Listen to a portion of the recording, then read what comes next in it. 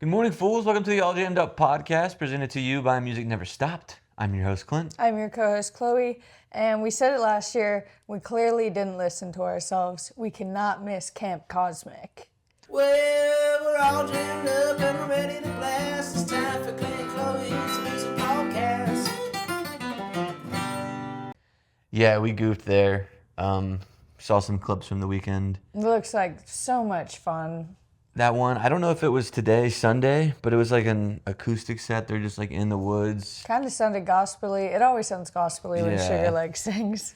But that looks awesome. I remember last year, I'm sure if you can find the podcast of it, we probably talked about not missing it. Yeah. Although I feel like last year they maybe had people playing with them. Like, wasn't Mountain Grass Unit playing with them last year? I feel like they had a couple people. And It this was year just wasn't- them this year? I think so. Maybe they had some like sit-ins or something. Mm-hmm. But I remember last year was on my birthday. Maybe that's why we didn't go. I also remember last year they didn't announce that there was more people until like too late. Yeah, for Okay. us.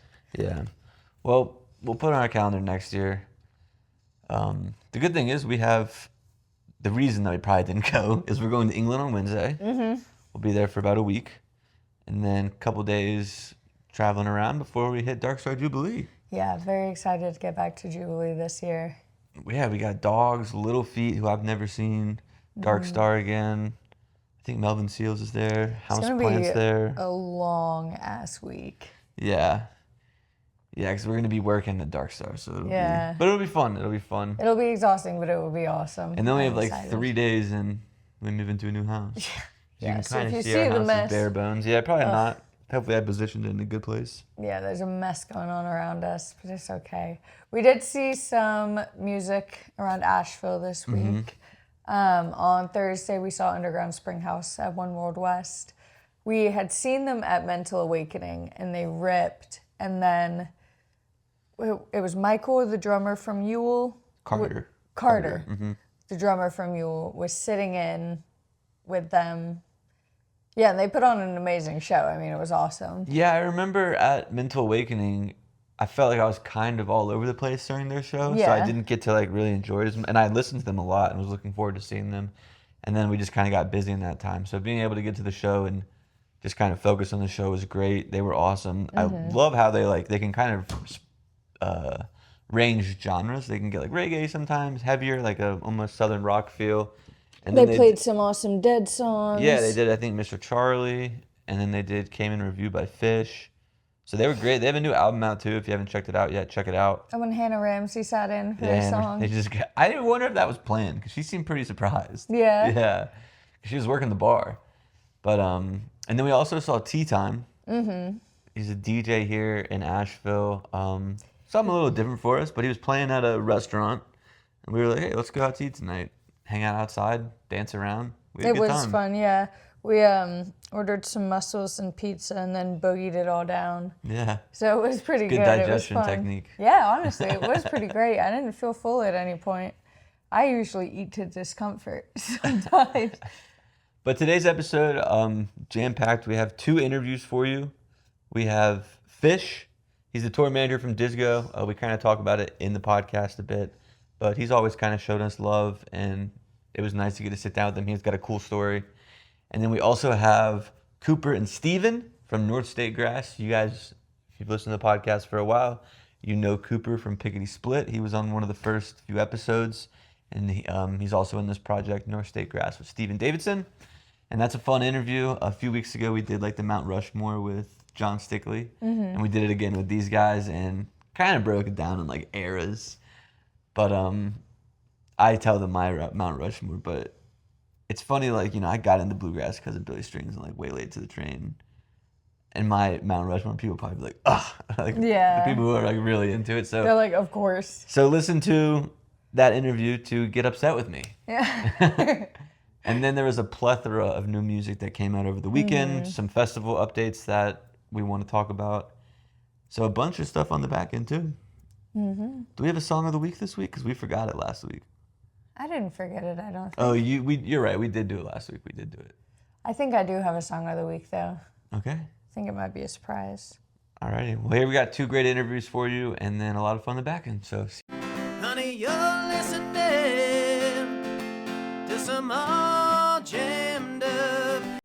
Alrighty, guys. We are here today with Fish, Dizgo, manager, merch guy, whatever you want to call him. He's a jack of all trades. Hey guys, what's up? And when you talk like into here, right above. Yeah. Gotcha. Yeah. I interviewed Jake, like, I don't know, 9 months ago at this point. And there's a big, like, imposter syndrome that goes around with doing what I do. Showing up at these bands, hey, take 30 minutes to talk to me. And you made it a real big deal that day to make me feel very welcome. You stopped to speak to me. You told me what I was doing was cool. You gave me a free Dizgo shirt that I wear all the time. We saw you again last month at Mental Awakening. And I think that was the first time.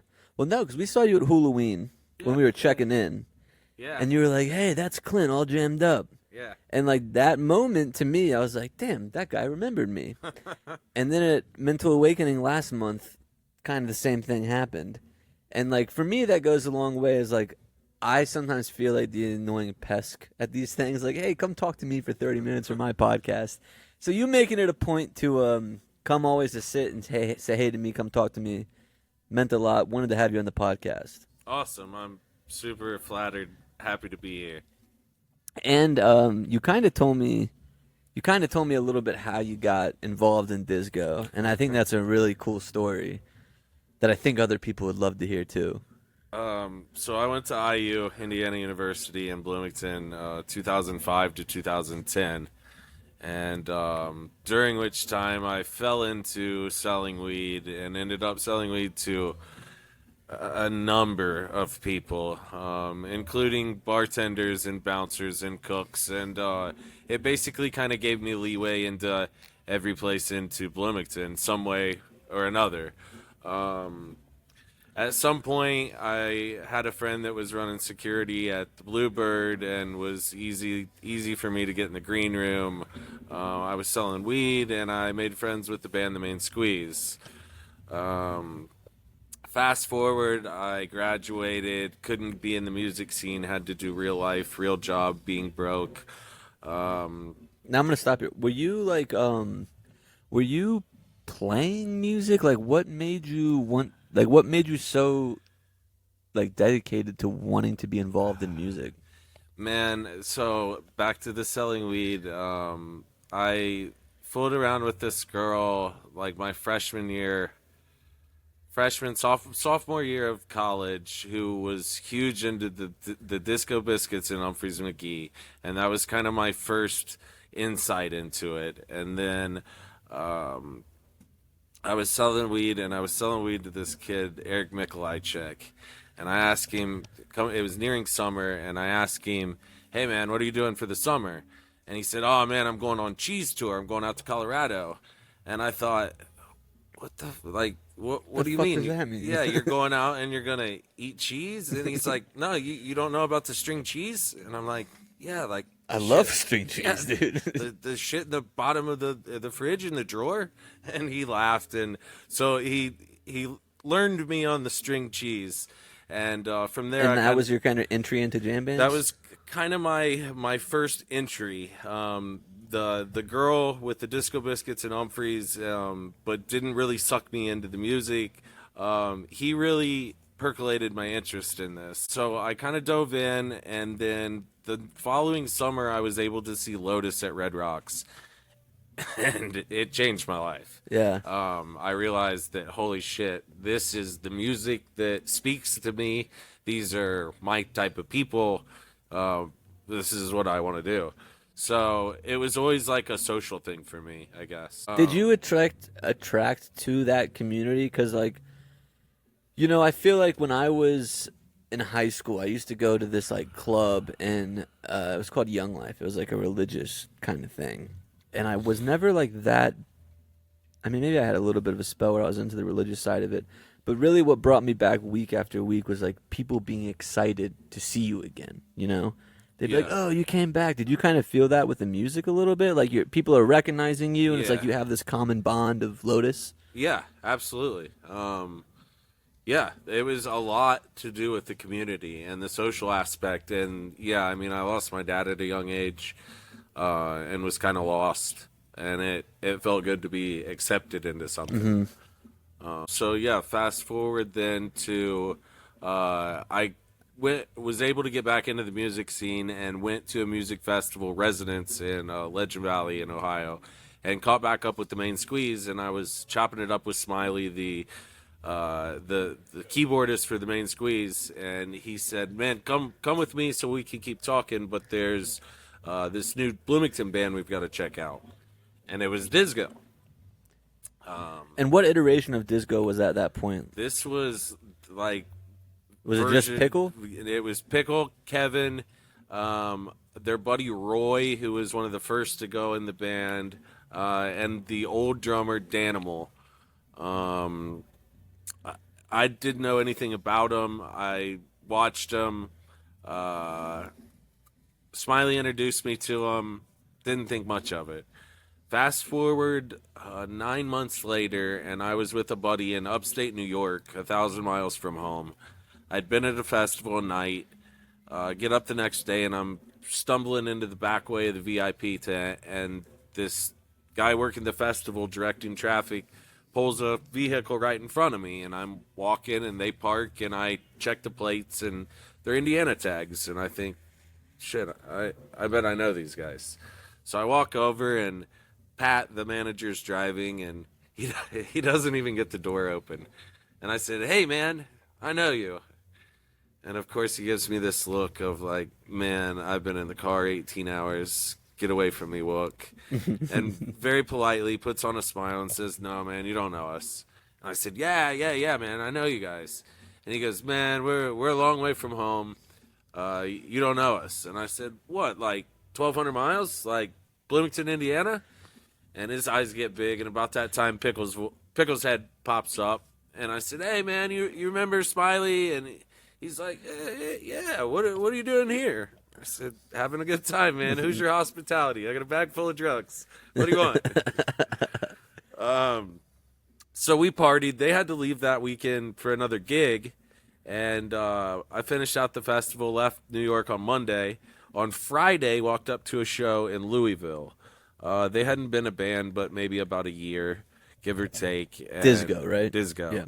And I walk up, Roy's still in the band, and he's out front smoking a cigarette, and he sees me coming and is genuinely, I think, pissed off. Who's this fucker again? Yeah, he's like, "Dude, who the fuck are you? We just saw you 1,500 miles from here." And I said, "Oh, man, I'm Fish. Like, you want to go to the van?"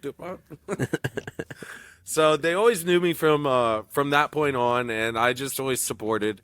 Anytime music came up, I talked about, "Hey, you heard of my friends? Hey, man, my friends are playing. You want to go to a show?" Back when the girlfriends sold merch, I would sit in and, yeah, go shake your ass for 10 minutes, and I'll sit here helping load out, just constantly showing up, being the same person.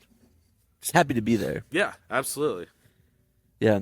And then, so like, and what happened to them being like, "Hey, stick around," instead of just getting the "what the fuck are you doing here" treatment? Like, why did you stick around?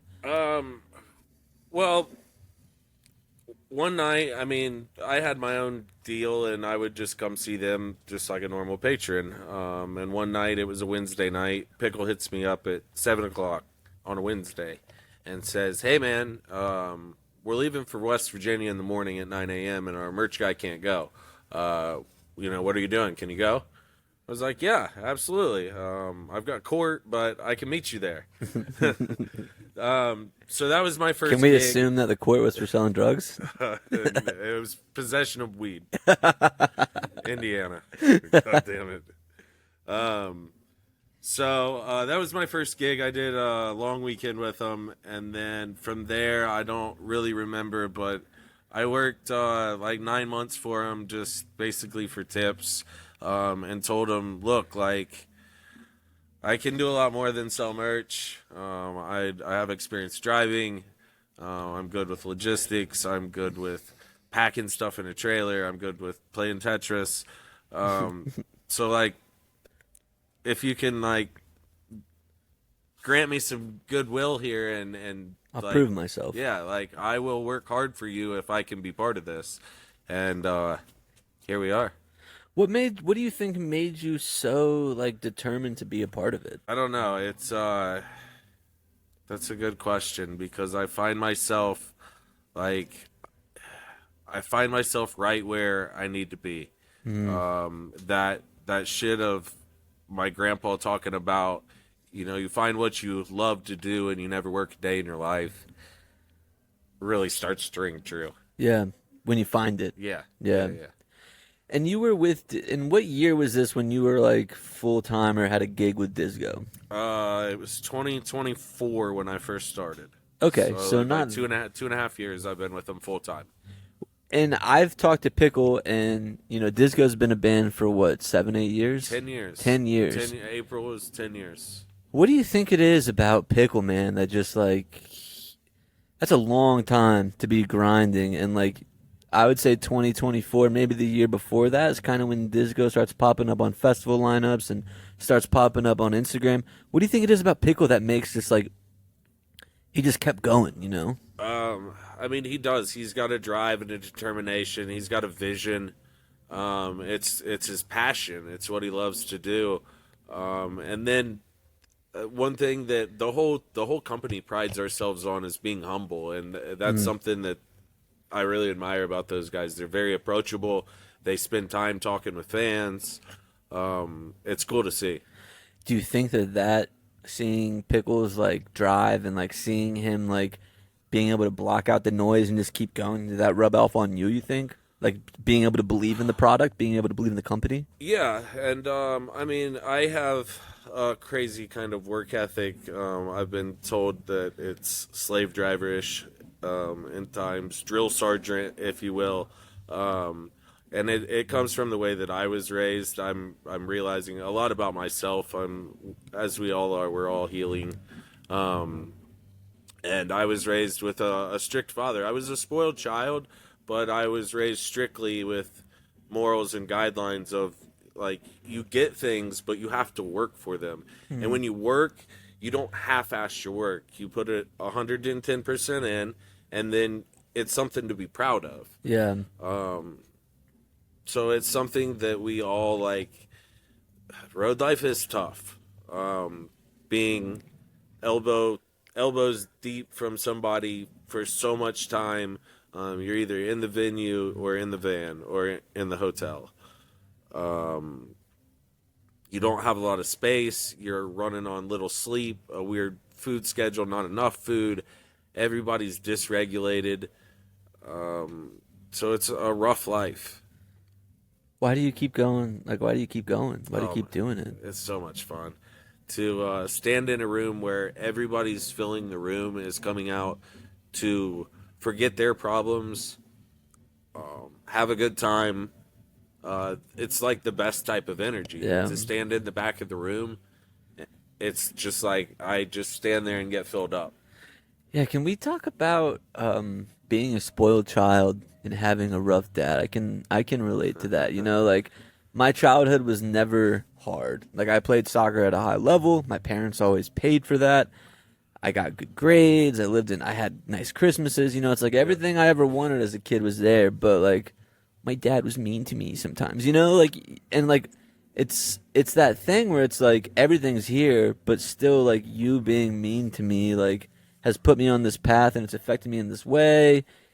And like, what did that do to you as growing up? I mean, I'm sure as a child I saw it as being mean. I reflect now, and I'm very grateful for the way that my father raised me. My work speaks for itself. I don't have to beg people for my work. I work a little bit, and they go, "Wow, he works. He doesn't have to be told what to do. He's observant." But yeah, there was definitely times as a child that it sucked. But I was also rewarded a lot as a child. I was taken out and taken to events. My dad was into cars, and I got to go to things that adults went to. Yeah. He took me to Jamaica at a young age to a James Bond festival, and I was 25 years the youngest kid there, which was very cool. But it was like, we had a 4-acre yard, and he would open it up, and I'd have to go out and mow it. And I remember being so small that he had to put a brick on the seat to hold down the safety switch, and then put a pillow on the front of the brick so that I could reach the pedal. Yeah. And send me out there while he went, he did something else. And my grandpa always lived next door, so he was always there. Now, do you like resent your dad for that kind of stuff, or are you Not more at so all. like thanks for No, teaching me? I appreciate what he showed me. Like I said, it was probably different feelings as a child. Yeah. But looking back, I so much appreciate it. What do you think you'd be doing right now if you didn't run into Pickle in fucking Timbuktu and then back in Louisville? I have no idea, really. I mean, I've had a slew of different fun jobs. From 2012 to 2014, I ran a traveling carnival. I hold a journeyman's card for a glass machine operation. I worked for a glass company that made liquor bottles and mason jars. I grew weed for a living for a while. So I don't know exactly. It seems that for a while I was bored with things just got boring.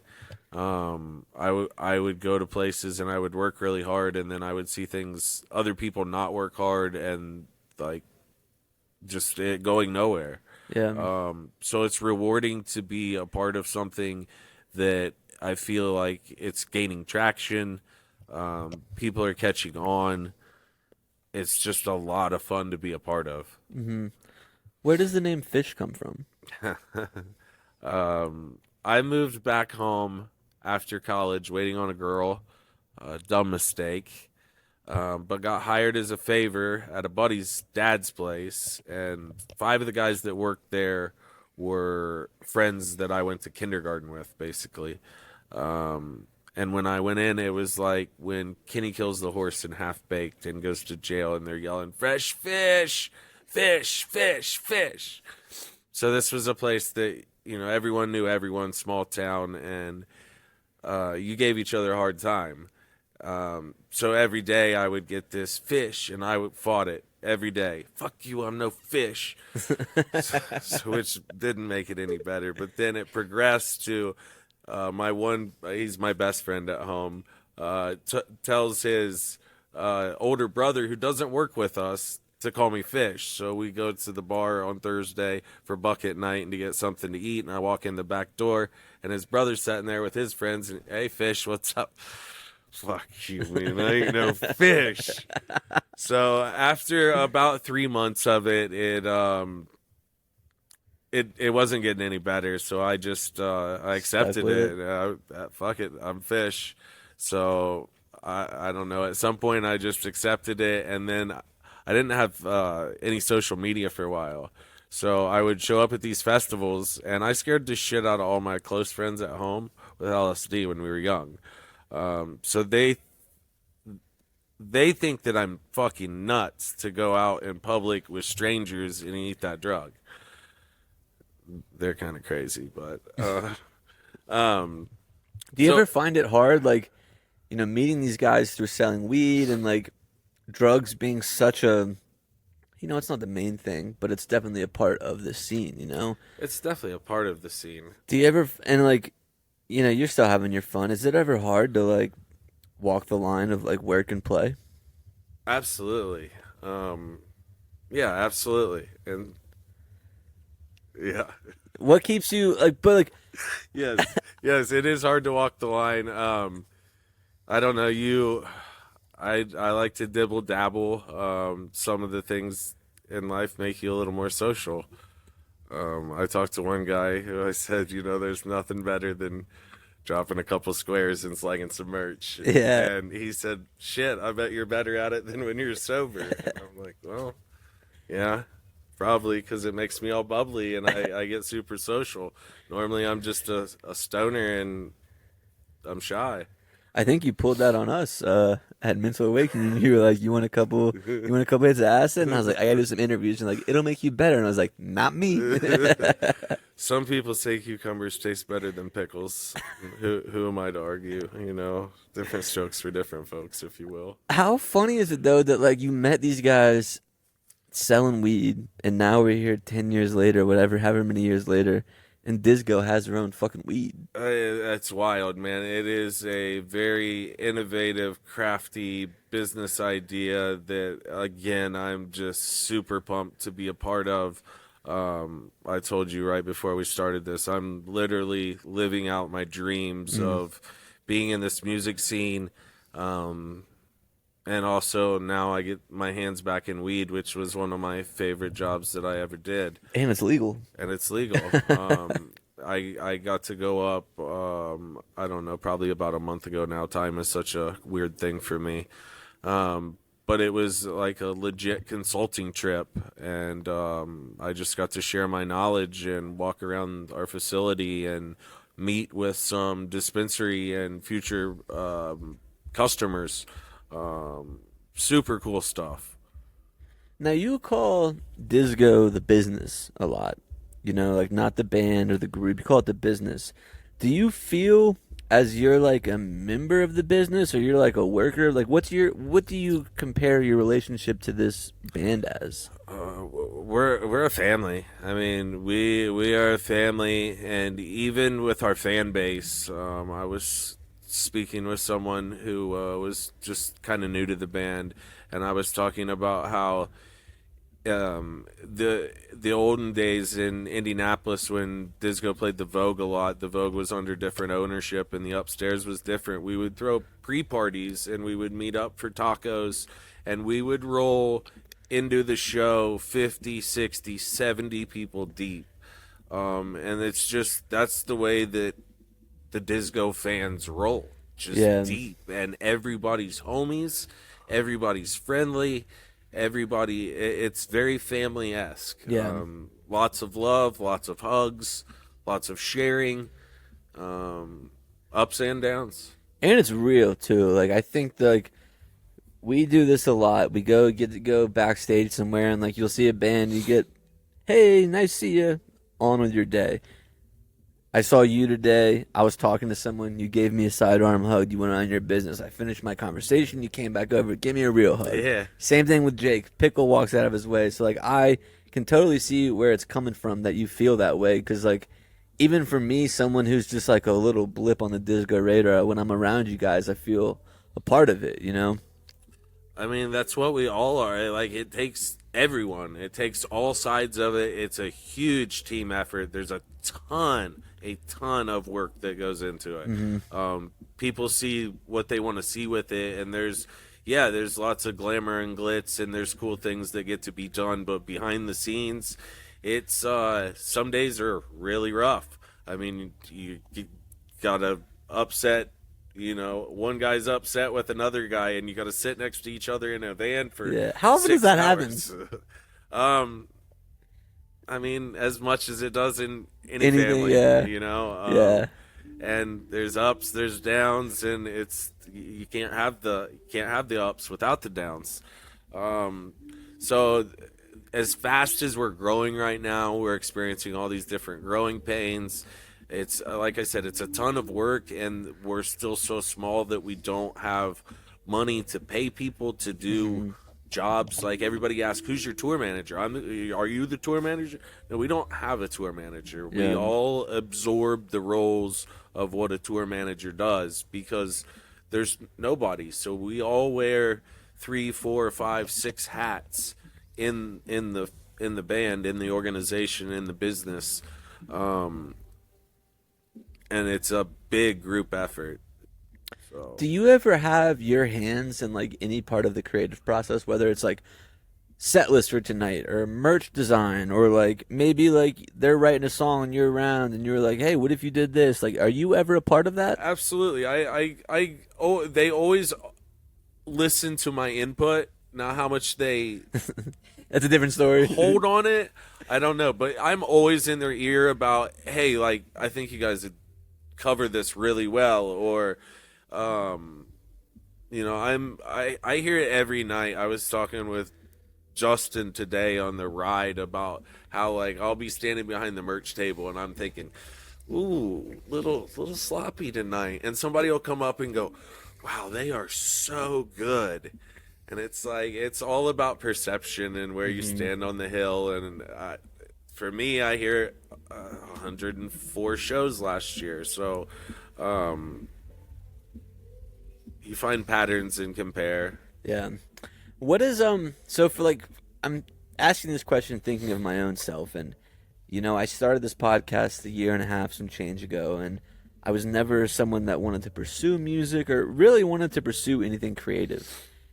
Just because I was like, oh, I'm not a creative person. Boom, out of my mind. And now I've been doing this podcast and interviewing people, having conversations with Warren Haynes, having conversations with people like you who don't play music, and like you get to start understanding like creativity isn't something you have, it's something you go get. Does sitting in a van with these guys like talking about writing and music, does it like make you want to pursue anything creative yourself? It's definitely inspiring. Now, how, like, I think I'm still, I felt always that I lack artistic flavor. I was never good at drawing. Same. And I'm also, like, type 1 perfectionist, so I have a hard time getting started because I don't think that, oh, I've got to have this or I've got to have that. It's got to be perfect to get ready. And that's just a hard personal battle that I fight all the time. I haven't found what I would say is my creative outlet, I guess. Other than, like, I'm just, as much as a shy introvert I am, I can turn it on and be outgoing and extrovert. You think of yourself as an introvert? A little bit. I guess Really? I go through different phases. I mean, going back to what we started the podcast with, like, you've always been so, like, you're a big guy, and, like, like, you're always able to be seen, and it's I like, stick out. and, like, you see everything, and, like, I feel like anytime I've been around you, you're able to find us, and it's like, to me, that's not an introvert, I don't know. It's this weird... A little closer. Sorry. This weird, like, photographic memory almost for faces. And I can't hardly explain it. It's just like I see a face and it's recognizable for some reason. And I see so many faces. So I'm not great with names, but a lot of this out here is people just want, like, a connection. Remembering someone's name is huge out here. Like you said, I had no idea that story you told me, how you felt about that. Yeah. Remember when we saw him at Halloween and he was like, that's all jammed up. Yeah. Right then, I did not remember your name, but I knew your face, and I knew what you did. And that means, because like I said, we're in all these things, and like, I know that, like, when you're loading in and out, the last thing you want to do is sit down with this guy who's going to ask you questions. And, like, that's why we try to make our questions not the same that everyone asks. But, like, sometimes it's that way. And, like, we know just, like, another thing on your calendar you got to get done. So when people like Jake, for example, are like, I put the podcast out, and then 3 weeks later he texts me, oh, I just listened to your interview with so-and-so, man. That was awesome. It's like, well, thanks for actually, like, looking into it, Yeah. Yeah, like I said, the boy, they're humble dudes, and we pride ourselves on that. So, yeah, and being friends with Jake, he's able to give me a little bit of a insight into you. So that being said, what's a Dugan? That's a long story of how the Dugan came about, but in short. We all have a Dugan in us, and it's basically the inner dumbass. We all have it. We all could say, "Damn, quit being a dumbass." So what Dugan do? What Dugan do? But it has blossomed into just a word that is jingled and jangled and we use it in slang for doobies. Hey, I got a Dugan rolled. Let's go puff on the Dugan. But yeah, it started with you don't want to be a Dugan. Don't quit being a Dugan. Um, So with that being said, Jake gave me one more thing. All right. Where were you guys last night? oh shit, where were we last night? Some casual camp out or Oh something? yeah, we were at casual camp out outside of Raleigh. And maybe a few years ago there was the Mantra Bash there or something. Yeah, there was the mantra bash. And maybe there. you backed something into something you shouldn't have backed it into. Oh, well, in a good way. So we showed up to Mantra Bash on somewhere on the hills of North Carolina. It was dark, and the stage was about a half a mile down the lane that was littered on either side with cars and tents. And they wanted to cart all of our gear from the top of the hill to the bottom, and we had done that at the Big What a couple weeks before, and it doesn't work for us.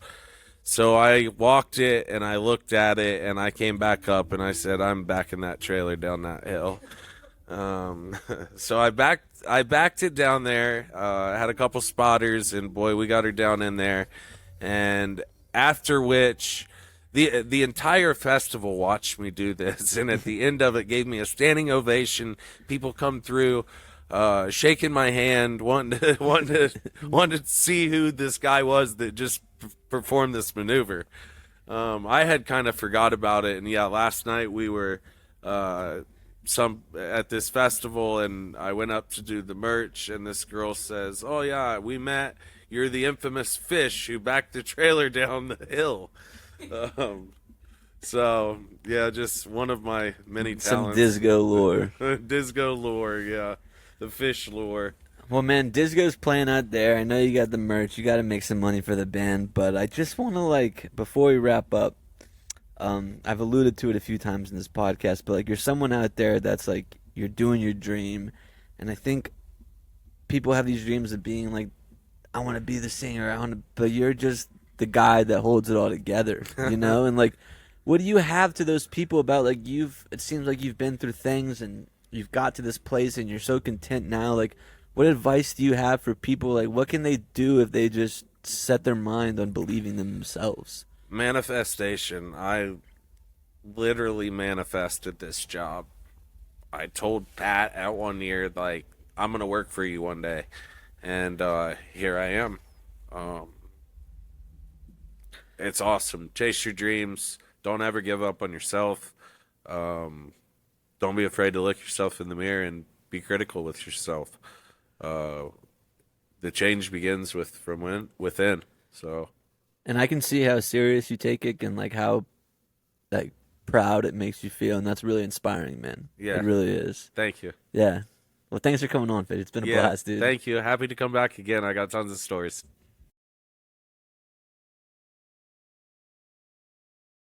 Another one. Okay, guys, we're here today with Steven and Cooper from North State Grass. How's it going, guys? Good. How are Good to you? hear. Cooper back on the podcast, man. We had Cooper. That was one of the first episodes. It was. Yeah, that was so much fun. Me and Luke. Yeah, and we're excited for you guys to come to All Jammed Up Fest again this summer. Yes, I know. We're excited. I heard that you guys they stole Tolly from you guys, though. Oh, they stole Tally? Tally, yeah, 65 Yeah. North Pickers. I know. It's unbelievable, really. So, Steven, I know the band's kind of been around for a while, right? A little different iterations of it. Yeah, the band started as Charlotte Bluegrass All Stars, based here in Charlotte, North Carolina, and then we did some member changing and just a whole new rebrand. It's basically a new band, really. It brought on Cooper and Levi and now Angel. Okay, is Levi the banjo, Angel's the bass? Yeah. Yeah, Nice. Levi Austin on banjo and Angel Chantel on bass. Cool, and you guys just finished up Merlefest this weekend, right? Yeah, that was absolutely blast. Yeah. Yeah, man, tell me about that. I've never been to that festival. It looks awesome. I hear great things about it, but and it's I mean it's not that far from me. There's no reason I shouldn't have gone to it, but I just haven't made it over there yet. How was it? It was absolutely great. Uh, it wasn't absolutely blistering hot like it was last year. Yeah. We got a little bit of rain, but it was a really good time. It's always a really good time. Get to see old friends Yeah, it and seems meet new ones. Oh yeah. yeah.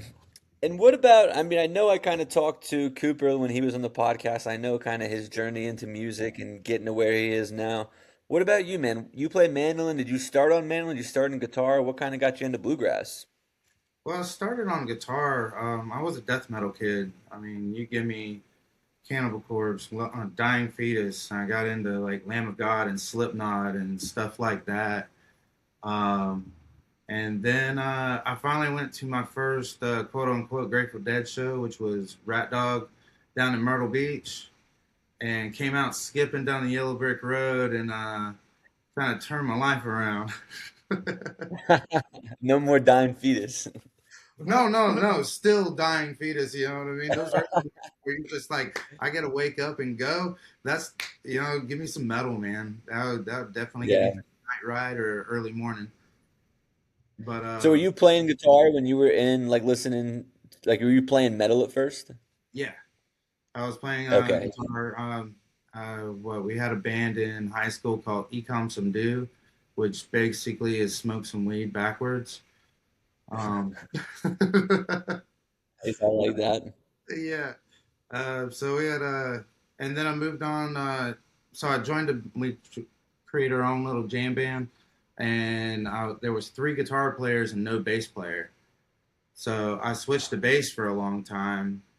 Traveled in a psychedelic bluegrass funk band around the country.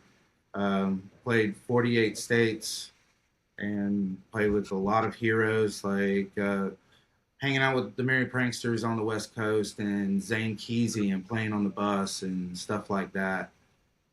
And then Nice. got into the whole Jerry and David stuff, and that kind of moved me into bluegrass, really. And then did you like how'd you settle on the mandolin? You know, after so many years of playing guitar, what made you settle on the mandolin? Um, well, we were on tour, and I found a mandolin at a garage sale, and my guitar player at the time, he we hadn't showered in like 2 weeks, so he would throw his feet up against my shoulder, and I was like, "Oh man, I can get this," and then just annoy the hell out of him in the van, just playing, learning this instrument until he puts his feet down, and so that's kind of really where it started, and it's actually still on the wall. It's sitting over there. I Yeah, like that. You know, you get a lot of origin stories like, you know, I listened to this show and I just knew I had to play guitar. I like to hear that story. Stinky feet were around me, so I decided to pick up a mandolin. yeah, just What yeah. did I say about the No, but fell in love with it honestly. Listened to Jerry David and then getting into Peter Rowan and yeah, just on that whole thing into Doc and everything, absolutely everything else. Yeah, I've Yonder, been on a big that was I was right about to say I've been on a big Jeff Austin kick lately. Is that kind of any of your influence at all? that's the hoodie I'm wearing right now, bro. Yeah, it's old Jeff Austin. I saw a video like that account on Instagram, Dome Swap. They put up a video the other day of him doing like Paloma Riverside or something, I think is what it was called. And he has like the crazy reverb on his voice, like real demonic. Have you seen that one? No, I haven't. I'm gonna have to check that out. Oh, dude, I'm about to send it to you on Instagram right after this. It's like really, really out there, but it's really entertaining. I guess it was like he wrote it as like a continuation of the song Ruby or something, and it Okay, made that it into uh like a what's the word? Like a tragic love song, I guess. And yeah, I'll send it to you, man. It's crazy. It's crazy. yeah, I'm way into that. How has the band kind of changed like when you first started it to now? Like what's kind of the sound like? What's the goal with what you guys are doing? Um, the sound, man, we like to drive. We like to have fun. Basically, we want the spinners in the background and the old blue hairs clapping their hands up front in the pews. Okay. So it's kind of a mix of like the traditional and psychedelic is what you guys are going for? Yeah. Okay. Cooper, how's that different for you? Because I feel like, Pickety Split, you guys will go into the jams, but the songs are more traditional in that sense. Is that been kind of an adjustment for you, or you kind of were looking for that? No, I mean I like it. I like doing that. That's what we try and do with Pickety Split. But it's nice in North State because one, I'm playing guitar, so I get to play a different instrument, which is fun, and it's just a different feel and vibe. I mean, it is the same idea, traditional and new and psychedelic, but it's just a different taste, different flavor of it. Now, how did you two get linked together? Had you guys been playing together for a while and decided to bring Cooper in? Like, what's the story behind that? I can tell it's going to be good because you guys are already laughing. We met on Valentine's Day. Yeah. Uh, What was it? A year ago? Yeah. Almost exactly. yeah, almost exactly a year ago, we met my old guitar player, Chad. I guess he found him and his. I met him at Smoky Joe's because Austin introduced me to him. Oh, gotcha. Yeah. Well, he found him on the street, and they came into the show, and and they came up to sit in. We were there at the Billy Asheville. It was Billy Week in Asheville on Valentine's Week. Yeah. And Okay, so it's like right around when I met you, Cooper. yeah. And we all, Okay. after the show, we heard that Austin was like, yo, my buddy Chad and their band's doing an after party at whatever it was. And so we went over there. Yeah. Is it Chad from Coyote Rodeo? No, it was Chad Harris. Get Okay. out of, yeah. But yeah, he invited him up to sit in on a song, but he told me right before the set that he wasn't going to make the show in Virginia that next Friday. And so before Cooper got off stage, I was like, "Yo, bro, you wanna come up to Virginia with me next I Friday?" said, what are you doing next Friday? I said, nothing. So he came up, and man, the show really clicked.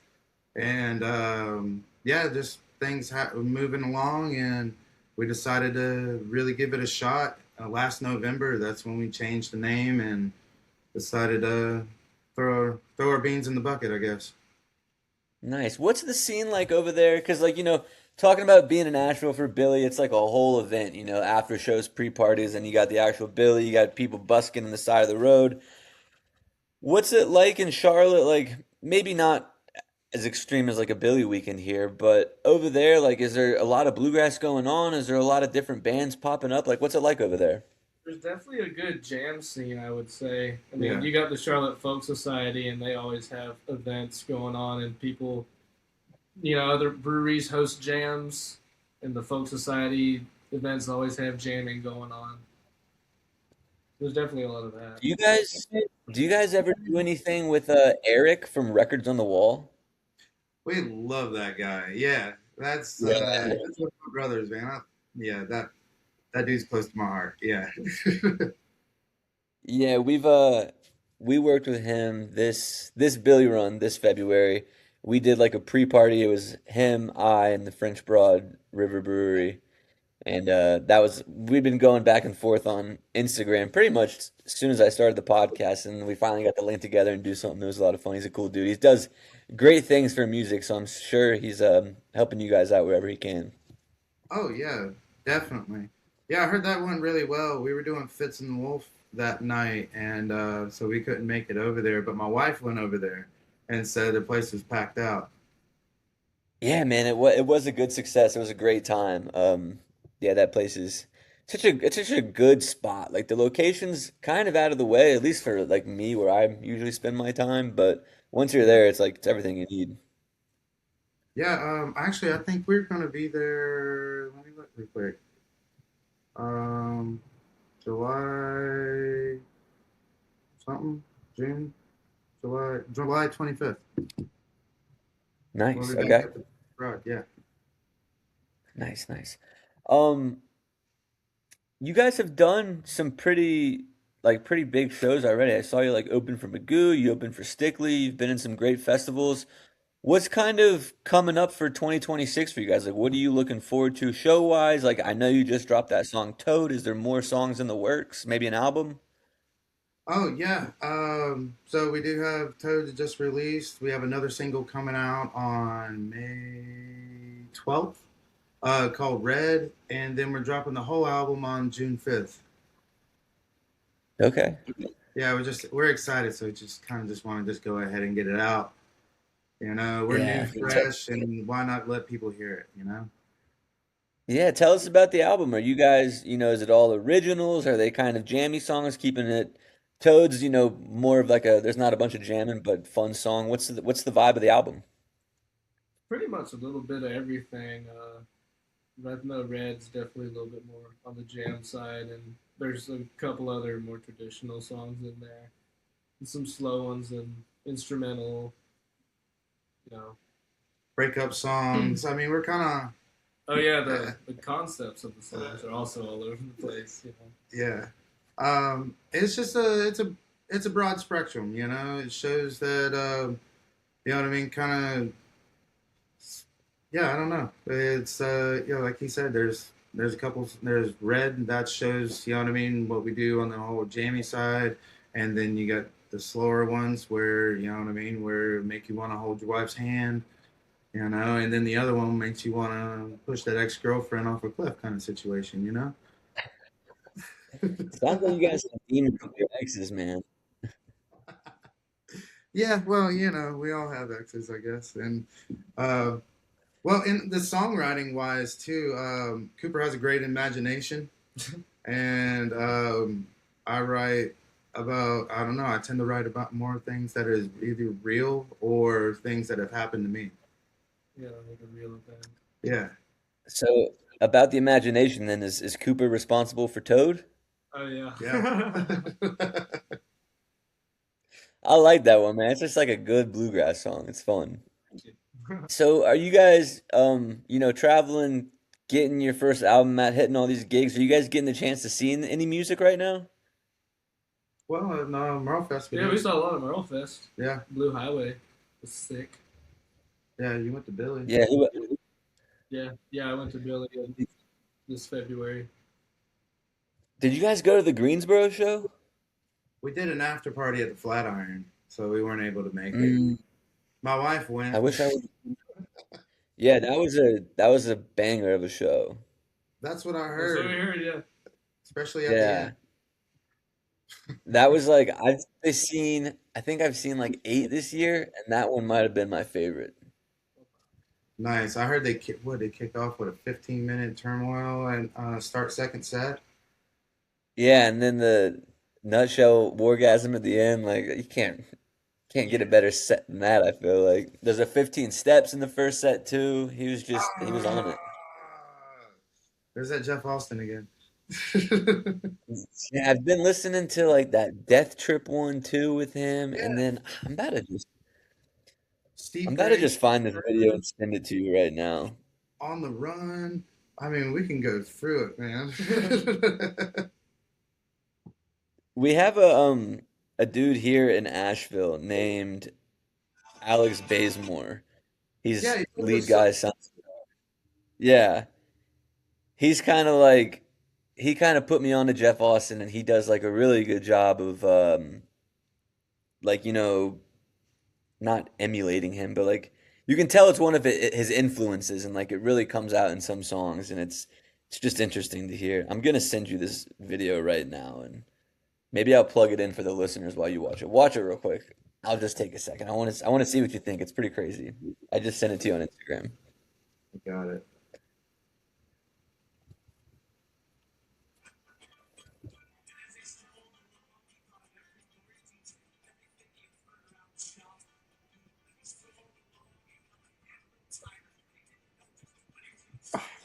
Yes.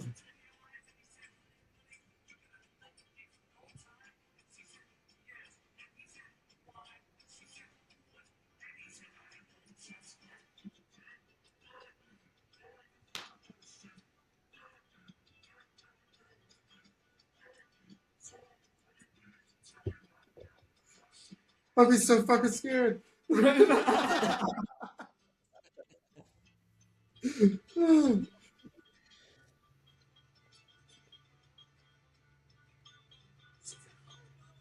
Dude, that's like stuff fish used to do to you back in the day and just spin you in a hole, man. Makes you crawl up in It's a ball. crazy. It's crazy, like, Billy does it a little bit too, but like these guys that take like Billy Strings taking All Fall Down, which like if you listen to the original by John Hartford, it's not a dark or like spooky song. And then Billy Strings is able to like just completely turn it into this other thing. And then like you have Jeff Austin doing it too. Like it's just like what is up with those guys' minds where they're able to do that? Yeah, I don't know. I know when I was like strictly in the jam band world, it's like, so how can we mess with them tonight?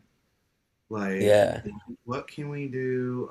Let's go into this Beyonce thing and just spin it. Just get them off camber. You know what I mean? Something super poppy, but jamming out. The next thing you know, it's gonna turn into bluegrass. Next thing you know, it just hits a huge minor, and you just whoa, whoa, whoa, whoa, whoa, and just spin them to the ground. And just have fun with the music, and then have fun with the people too. Um, yeah, I don't know that they're brilliant. I don't know, honestly. Now you said when you were in the jam band world, you were thinking about doing that, or you were trying to do that. Now being like in this bluegrass jamgrass world, is that something that you're still actively like trying to get that reaction from the audience, just maybe in a different way? um, yeah, honestly, I it's I want to be a band that I would go see, and bands that Hmm. like to mess with the music and have fun with it instead of just doing it just like this every single night. Those are the interesting ones that I want to go see. Because and especially the repeat nights. I mean, would you go like I mean, just like a regular rock and roll band that plays their album exactly the way that it is? I don't want to go see that 3 days in a row. Hmm. But even if the band does a repeat, you know what I mean, on like the third night or something like that, but they do it completely different, but it is the Yeah. same song. That's interesting to me. I don't know if it's just as a musician or just to my ear or what I like to dance to, but that's always been a big interest. Yeah. Yeah, I have friends that like aren't into this music at all. And they'll be like, "What'd you do this weekend?" I'm like, "I saw Billy Strings 3 times in a row." And they're like, "Why are you doing that? Like, what's like the allure of that?" And I was like, "He's not playing the same show. Like, it's different every night. Like, one show might have like a lovey energy to it. The next show might have like a deeply psychedelic energy. It might be like a darker energy. And like, they still might not get it. And I'm like, the thing is that like this music can like evoke a feeling. Like just like you said, watching the Jeff Austin thing, like I would be scared. Like I want when I listen to music, especially when I listen to like live music, I want to like feel something, you know? Oh yeah. If you ain't feeling it, I mean, I don't know. It just seems like maybe a robot made it. Which is could be the case these days, AI is on the rise in the music, it seems like. Oh God, AI. Huh. Yeah, speaking of scary thoughts. There you go. Do you guys use AI for anything or like just for like hey, how do I do this on like Photoshop or something? Like would you guys use AI for that? Or are you pretty much like no AI or just no AI in art? No, man, I use an Excel sheet, man. I need to know my formulas and stuff like that. I'll use it for artwork because I'm not an artist in that kind of shape or form, and as much as I would love to be able to pay an artist, I can't afford it. Yeah. Sometimes, especially if it's multiple posters that need to be made.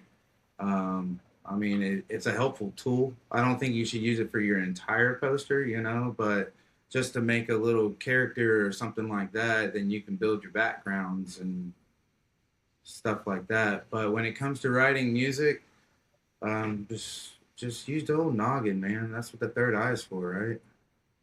Yeah. Yeah, it's just it's an interesting thing to me because like I I don't really use it for anything. I guess like when I Google something, like a question, sometimes AI will answer it for me.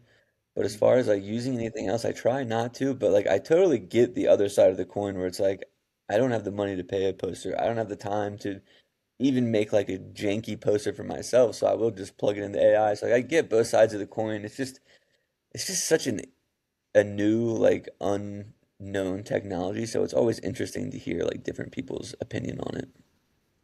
Yeah, I mean, I remember when the internet became big. I had an AOL disk that I put in my computer to be able to get on the internet. We used to get Hmm. the free CD-ROMs, and the dial-up tones and everything like that. So everything wasn't always still at hand like it is right now.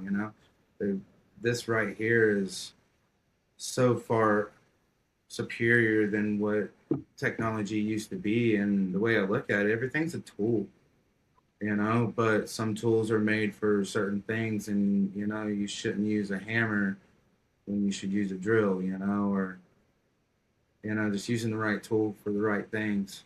And that's kind of the way I look at, what I mean, trying to write music with it.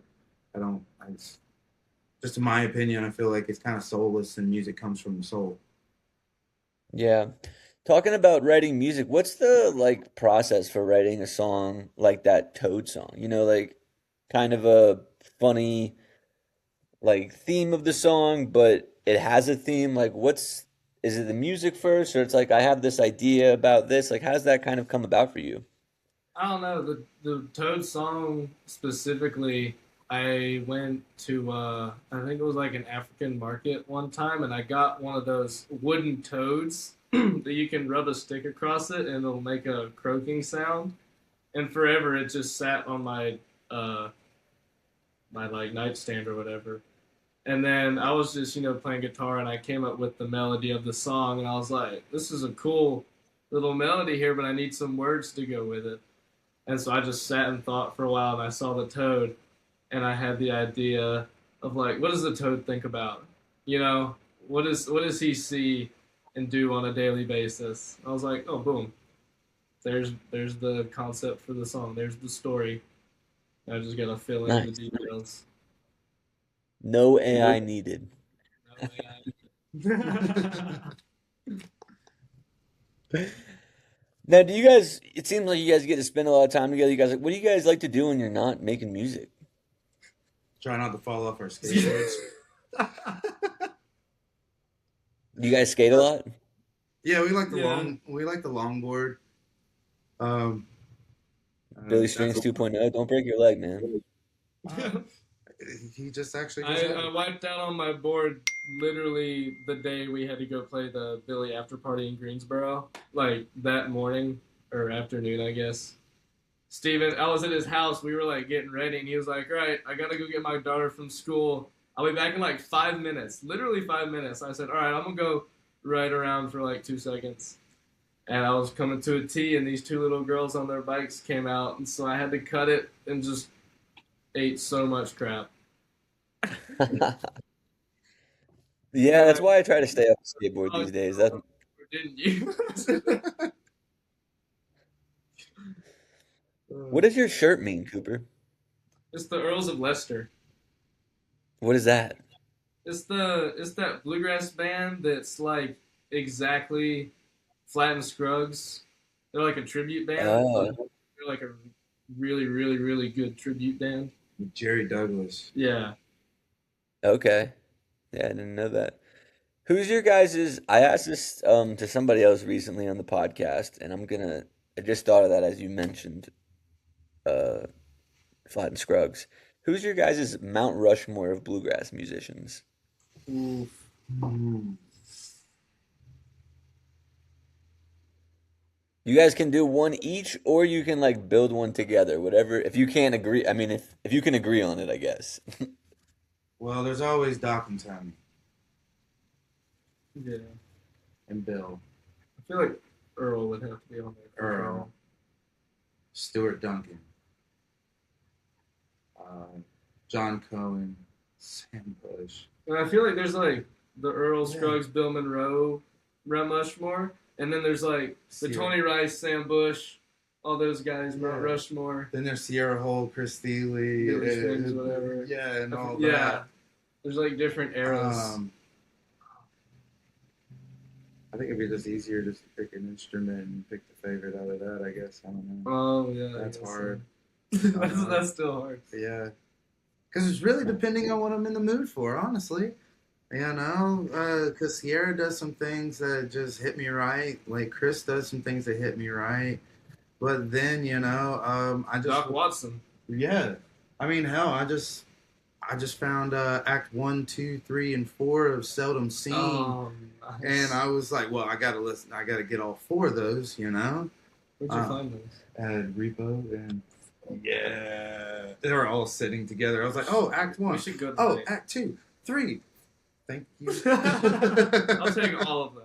Yeah, it is so good. You know, that's a really hard question. That's a really like, you know, the sports bracket.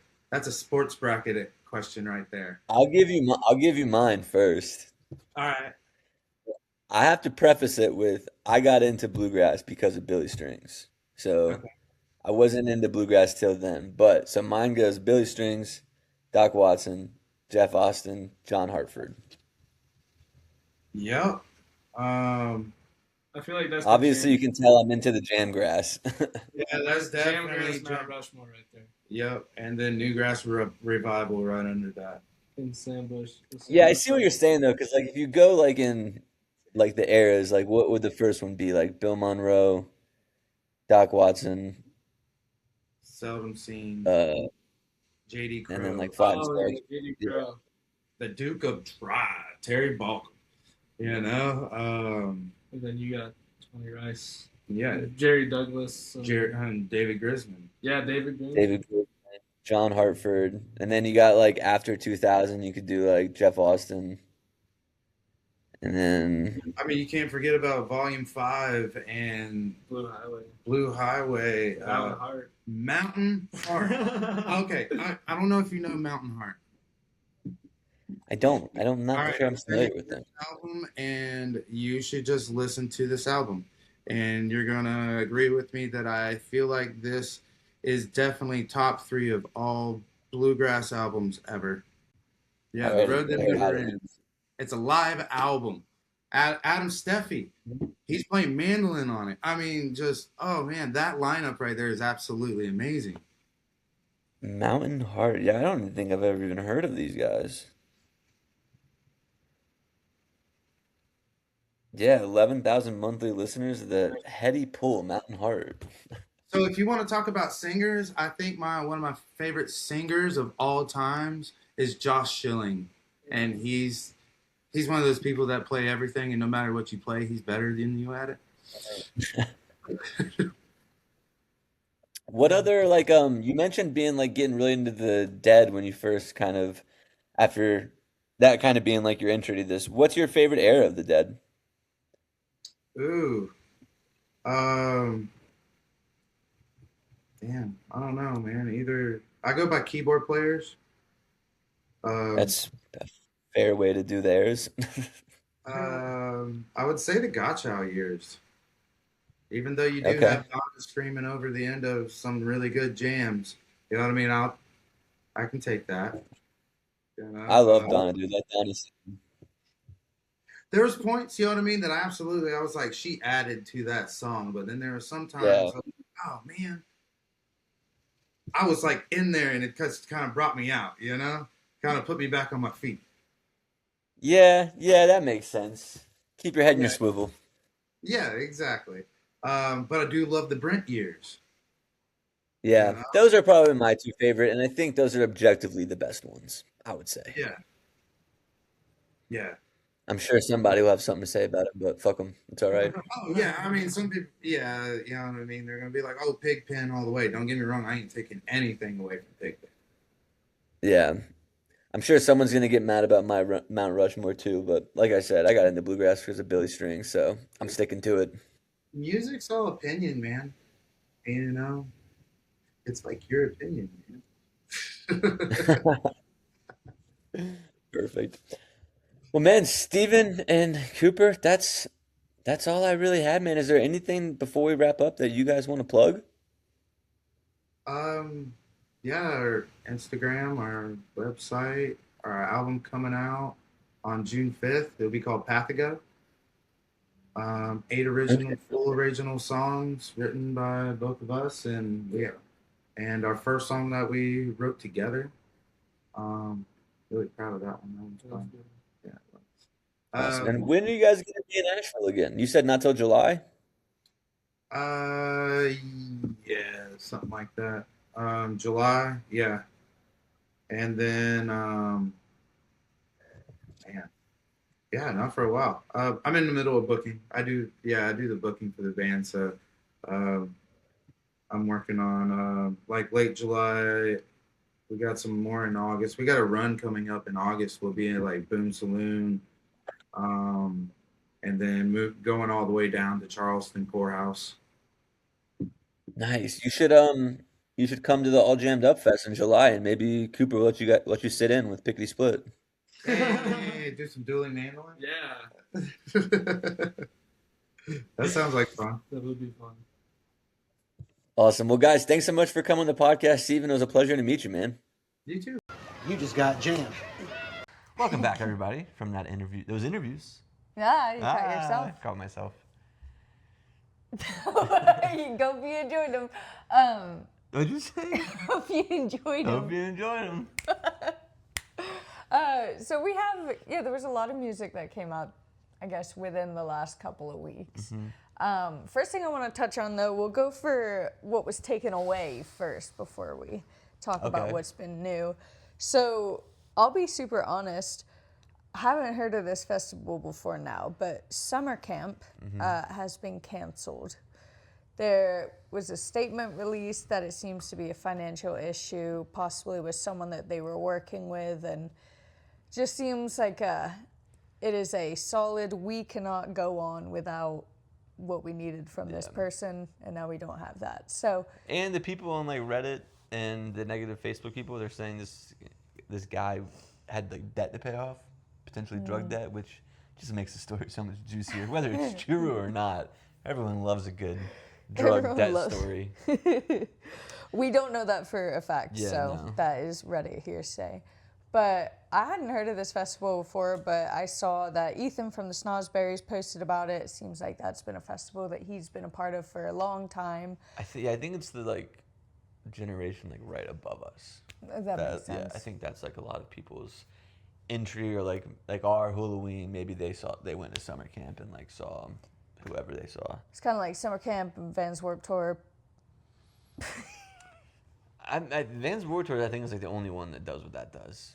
Yeah. At least as far as I know. I mean, I'm sure if I was deeper into the punk subculture, maybe I would know. But looking at what was meant to be the summer camp lineup, though, we read through this one and then had to go back a couple of years because there's no theme to this whatsoever. It's just like 3-6 Mafia and then like jam bands and EDM, I feel like. Yeah, some guys just like, whatever I like in this moment is what I'm going to have at the festival. Yeah, when you see the lineup and then then apparently that the guy was paying off coke debt, I mean.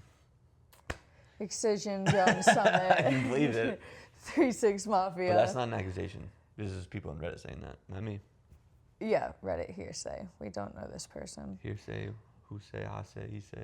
But it seems like, I mean, not a festival that I have had on my radar at any point, probably one I wouldn't have gone to, but I am sorry for the people that enjoy it, because it seems like there was a good handful of you that kind of bummed out by this festival not going on.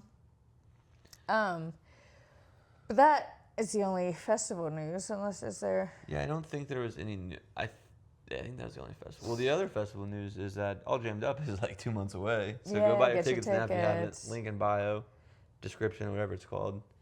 It's going to be a lot of fun. So if you haven't got your tickets, get them. It's going to be a really good weekend. I'm excited. We got a great lineup, great activities.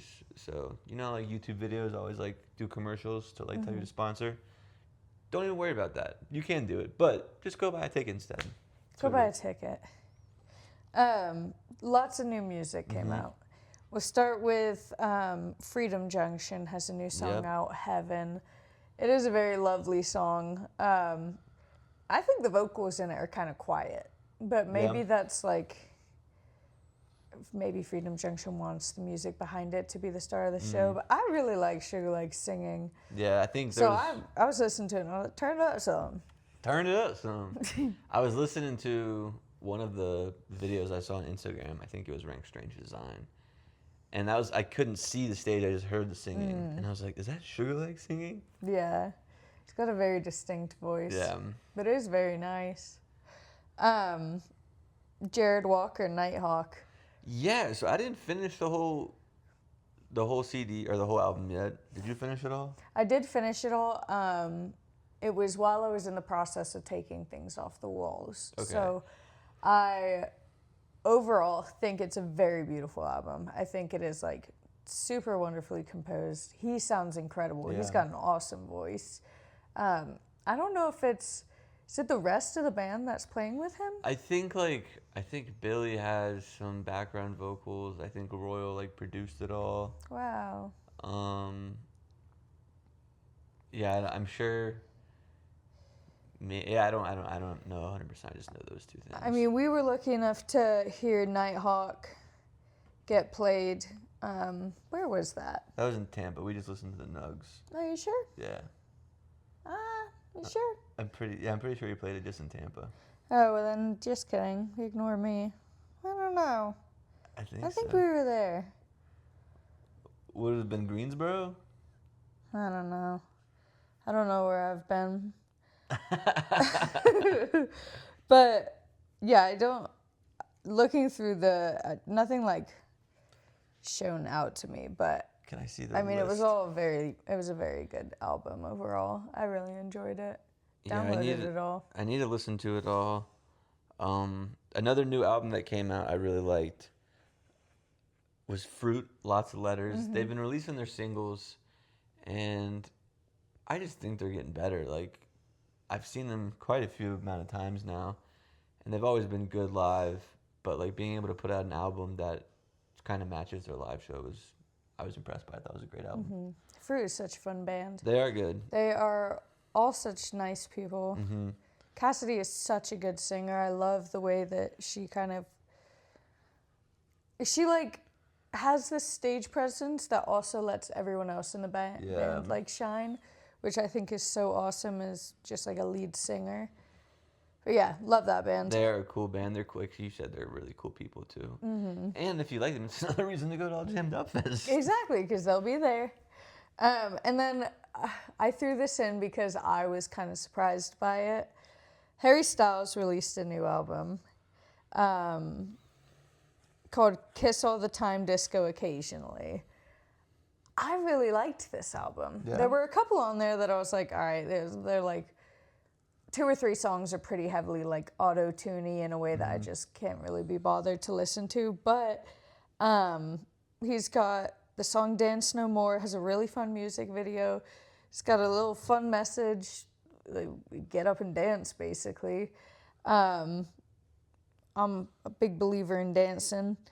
And then I really liked Ready, Steady, Go. And Are You Listening Yet? Coming Up Roses. So there's a couple on there that I really liked. Honestly, a bit different, but it was kind of fun to see him come back. Is it like poppy still? Yeah, it's poppy. Yeah, it's fun, but it's like, I don't know. I kind of have liked watching the evolution of Harry Styles. I think the way he does things is interesting. It is probably cool to see like somebody that you've 'Cause been following for a while. I started watching him when he was on X Factor. It's like before One Direction. And so I feel like I've just been there, just on the sides. Never really been like a big fan, but just kind of liked watching what he's doing. Yeah. And I really liked this album. So if you're in a kind of dancey mood, if you're in a car and you want to be a little upbeat, maybe at a down day, I would recommend throwing it on. There it is. Kiss all Chloe's the time, stamp of disco approval. occasionally. Kiss Yeah, all the time, disco occasionally. Chloe, stamp of approval. I should get a stamp. Boom. I just had this thought. So we talked about moving and how it I'm sucks. dreading it. I'm dreading it. So I feel like we haven't done one of these our debates in a little bit. Fun. Yeah, we could do a debate. What is the worst things to do that like you wait till the last minute to do? Because like we've had to move for a while. I hate doing laundry. Laundry is a good one. Get out of bed. I feel like I wait till the last minute way too often on that one. Picking things up. What do you mean? Like going grocery shopping. Sending So you're out just the saying like all mail. chores? Yeah. Yeah, I Yeah, agree. I'm a pretty procrastinated person. I just enjoy kind of. There's a video of a little girl, and she's like, "You're like a run-arounder. I'm more of like a lay down." that's how I feel. So definitely laundry though. I'll let it sit in the basket for a week. Yeah, that's true. I like to be a lay downer like one day a week. Yeah. I like to be pretty go most of the time, but I do like one day a week where it's just kind of. Where you let yourself be lazy. I feel like I just am constantly exhausted. I run on a very small tank of gas. That seems like adulthood, you know? Oh, and throwing takeout away or like throwing away leftovers in the fridge. Oh, yeah. Yeah, you are. You ain't no better. You ain't no better. Alrighty, guys. Great episode today. Do you have a song of the week? Oh, song of the week. I guess I kind of don't then. I probably have one if I had my phone, but it's recording, so. There you is. and I Well, can't Freedom think of one. Junction Heaven. That's mine. Okay, so we'll just do one this week. I'll come prepared next week. We'll be traveling a lot, so I have a lot of chance to listen to some music. That is true. We should download some stuff now. I gotta get some games. The Plague one. I still have the Plague one. I should maybe get back Mini City. Oh yeah, you did like that one. I ran my city. Any good apps that will last me through a 9-hour plane ride to England, please let Yeah, us drop know. them in the comments. And better if we could play ones together. Mostly that we work together instead of against each other, because Clint gets too competitive. Nah, I win. Chloe doesn't like it. I don't like it. I'm the definition of a sore loser. I always have been. I'll start crying. I'll never play the game again. And I'm not gonna let her win. No, and he gets annoying about it too. Put down a really big word on Scrabble and ooh, do we need to look that one up? No, we don't need to look it up. One time, I thought Chloe was gonna break up with me at the board game cafe in Athens, Georgia. What were we playing? Scrabble.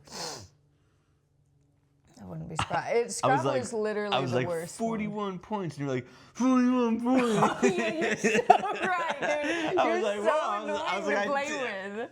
I did a good 41 word. points! I'm over here getting like 6-point words. I got like a good word, and I was excited, and I was like, 41 points. 41 points.